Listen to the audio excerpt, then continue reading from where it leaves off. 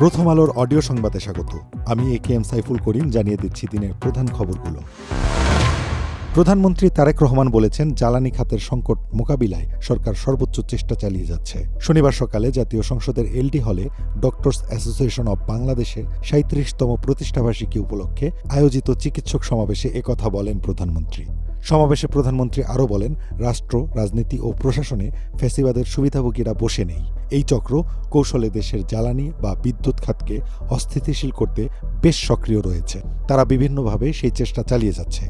এ খাতকে নিয়ে তারা নানা বিভ্রান্তিকর তথ্য ছড়াচ্ছে। এর আগে প্রধানমন্ত্রী তারেক রহমান ও তার সহধর্মিণী জুবাইদা রহমান জাতীয় সংসদ ভবনের এলডি হল প্রাঙ্গণে নিম ও অর্জুন গাছের চারা রোপণ করেন। পরে জাতীয় ও দলীয় পতাকা উত্তোলন এবং বেলুন ও পায়রা উড়িয়ে চিকিৎসক সমাবেশের আনুষ্ঠানিক উদ্বোধন করেন। এনসিপির আহ্বায়ক ও বিরোধী দলীয় চিফ হুইপ নাহিদ ইসলাম বলেছেন, জুলাই জাদুঘরে ভারতীয় আগ্রাসনের চিত্র নেই। বিএনপি হয়তো ভারতকে ভয় পাচ্ছে। শনিবার এনসিপির অর্ধশতাধিক নেতার একটি প্রতিনিধি দলকে সঙ্গে নিয়ে জুলাই গণ অভ্যুত্থান স্মৃতি জাদুঘর ঘুরে দেখে একথা বলেন তিনি। সাংবাদিকদের এক প্রশ্নের উত্তরে তিনি বলেন, বিএনপি হয়তো ভারতকে ভয় পাচ্ছে। যদি ভয় না পেত তাহলে যেটা ইতিহাসের অংশ সেটা কেন থাকবে না? জাদুঘরে জুলাই গণ অভ্যুত্থানের যে সেগমেন্টগুলো রাখা হয়েছে সেগুলোকে আরও বাড়ানো উচিত বলে মনে করেন নাহিদ। বেসরকারি বিশ্ববিদ্যালয় ও মাদ্রাসা শিক্ষার্থীদের ভূমিকাগুলো আলাদাভাবে আনার প্রতি জোর দিয়েছেন তিনি। নিরাপত্তা পেলে দেশে ফিরে হত্যাসহ তার বিরুদ্ধে হওয়া সব মামলায় আইনগতভাবে মুখোমুখি হতে এবং নিজের বিদায়ী সিরিজটি খেলতে চান সাকিব। তবে এ বিষয়ে যুব ও ক্রীড়া প্রতিমন্ত্রী আমিনুল হক এক বিবৃতিতে জানিয়েছেন, রাজনৈতিক অবস্থানের কারণে স্বাভাবিক প্রক্রিয়ায় সাকিব আল হাসানের দেশে ফেরার আর কোনো সুযোগ নেই বলে তিনি মনে করেন। কার্যক্রম নিষিদ্ধ আওয়ামী লীগের সাবেক সংসদ সদস্য ছিলেন সাকিব আল হাসান।